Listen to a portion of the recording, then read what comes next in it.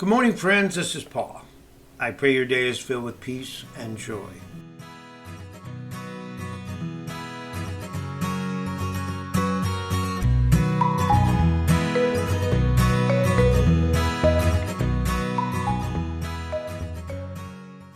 A calm Psalms. I like to turn to Psalms 100 this morning. It is a true comfort to read. The Lord is good. His mercy is everlasting. His truth endureth to all generations. That's like a calming wave of warmth that floods over me when I read that. So we are in a real mess. A no-go end in sight situation. And a pretty bad spot, I would reckon. Will there be war, starvation, homelessness, lack of basic necessities for the whole world? Or just me and you? Wait, stop. Just stop. Relax, take a breath, repeat the words again. For the Lord is good. What is going to happen worldwide or just to you and me is already known by God. He knows all tomorrows better than we know yesterday's. He has carefully calculated what is going to happen, and he has made arrangements for all his children and their children. Tomorrow will be no different than today. He is here now, giving purpose in life and death, war and peace. Paul learned to accept all things as God purposed, about or abounding in want, in plenty. Even with the thorn in Paul's flesh, he could say, God's grace is sufficient. That was in 2 Corinthians 12:9. He is saying that to us. All the circumstances and desires of men are evil. And for us, just thorns on our flesh. And again, Jesus says that his grace, his everlasting presence, is sufficient for you and your children. The word says that when a prudent man sees danger coming, he hides himself. That's Proverbs 27:12. We do not need to run, but to hide. The first place to hide is under the shadow of his wings. His right hand of power is not so short that he cannot protect us. Be quiet, stop, and listen. Listen for his spirit to guide you. He used the mulberry trees to signal David in battle in 2 Samuel 5 and 23 through 25, and used a single cloud like a man's hand, or no larger than the man's hand, as a sign to Elijah that the drought and famine had passed. 1 Kings 18:41 through 45. And as David knew, we know that God is all-powerful, and he doesn't mind taking us through the valley of the shadow of death instead of around it. Truth, that his truth endures forever to all generations. Trust that. He will never leave you nor forsake you. Hebrews 13:5. And never means never. Democrat, Republican, Russian, or Ukrainian, recession, inflation.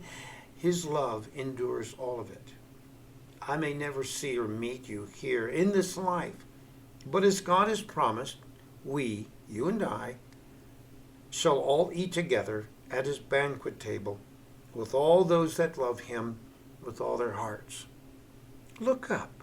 Remember his thoughts that my wife saw on a t-shirt the other day. I thought it was so cool. Normal is not coming back. Jesus is. Family to family, tribe to tribe, I love you. I pray for you. And I want you to pray for me as we all pray for our fellow sons and daughters of God. See ya.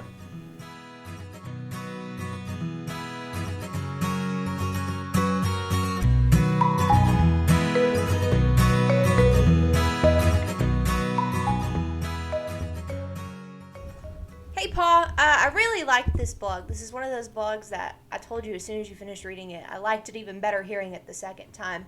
But this is also one of those topics that ever since, I don't know, at least I was in junior high, you and I would go round and round and round in it. And it has to do with trusting God. And I would always say, I know that I trust God, but then I feel this way. How do you because you and I have talked about it, how do you compensate for those feelings? Because I know sometimes we can have feelings and what we believe and then be two totally separate things.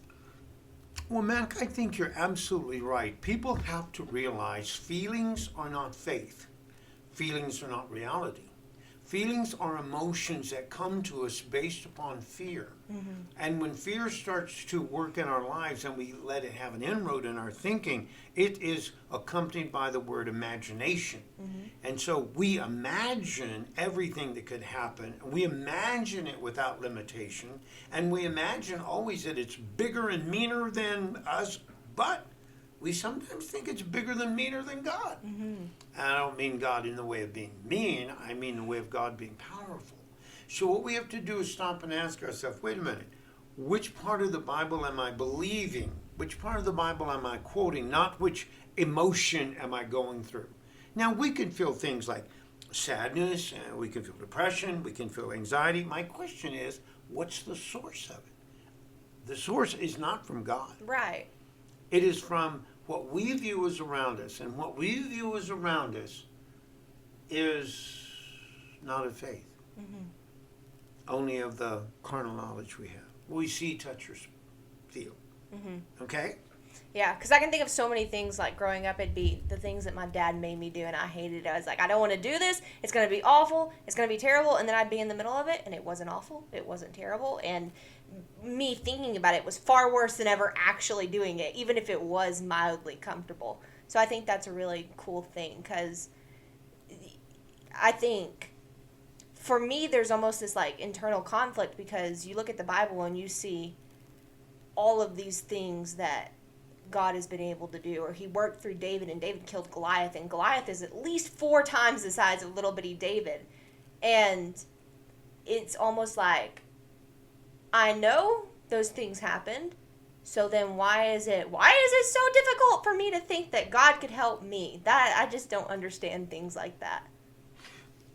I think, Michaela, there's something written into us about fear, but it wasn't written into us by God. And when you go back and you look at Genesis, you find out that Adam wasn't fearful of anything, because God told him that all the animals are subject to you, the birds, the fish, everything is subject to you. So there was nothing he went around fearing. I think fear came after the fall, the sin. And I think the fear of the sin was that we're doing it on our own. We've got to do it without God. We've got to commit everything without his word. And his word is faith, and faith is the substance of things hoped for. You know, not the substance of things feared, but the things of hope for. The evidence is not yet. God isn't here yet, but he's here. He'll do it. And we have to make up our mind. Am I going to be fearful or faithful? Am I going to walk in which one? Which one? Now, sometimes, even Job talked about sudden fear. You know, I walk out in the street and look up, and there's a car barreling down at me, and I don't go, whoa, that car is going fast. I go, oh my God, get out of the way. But I have to stop and think, you know, God, I'm going to move. Okay, one way or the other. But I don't have to say, oh God, you've abandoned me. Oh God, this, you know, I know that God's purpose in my life is going to be there no matter what I experience. God will always be there. And this is a good thing, Mac. Fear cannot remove your belief in God. It just pushes it to the side and lets you create other gods. Yeah. So you've got to go, what do I believe? What do I believe? You have to say that 50 times. What do I believe? This is what I believe. Because I know for me, growing into that, I believe in God, but I feel this has been a lot of, I feel this. Okay, you feel it. That's okay. It doesn't change what you believe. Exactly. And I think there's a lot of that catch up of, well, I feel this way, so therefore it is. I feel this way, therefore I am. Yeah. And that is so true, Mac, because so many people go, well, it's my feelings. My feelings can't be wrong. No, I'm going to tell you something. Your feelings can never be right. No. They're feelings. They don't have a right or wrong to them. You know, I ask my dog every day to quote Einstein, and she just doesn't do it, and I don't know why, except she's a dog. Right. I ask my feelings every day, what is truth? And it just, my feelings sit there and go, because it's not faith. Right. Truth is in the Word, and the Word is the only truth we have. Thanks, Paul. I think this has been a super beneficial thing for me. I know this is like the conversation that we have at least every Sunday, I hope so. but it helps to pick away at it. It's like carving away at a block. Eventually, it's going to look the way that God wanted it to You look. bet it will. You bet it will. And what he's begun in us, he's going to keep it going. Thanks, Paul. Thank you, babe.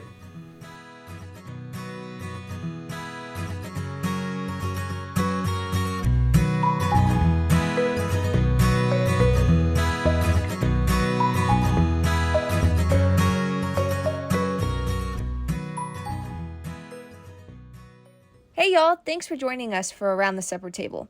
At Sanctuary Family Farms, we want to be real. Whether that's through our blogs, daily verses, or even Nana's recipes, we want to share the messages that God has laid on each of our hearts. If you liked what you heard today or want to get in touch with us, you can find us on Facebook and YouTube at Sanctuary Family Farms or our website at www.sanctuaryfamilyfarms.com, where we share our recipes and blogs and sell farm fresh beef and pork. We can't wait for you to join us again for next week's episode.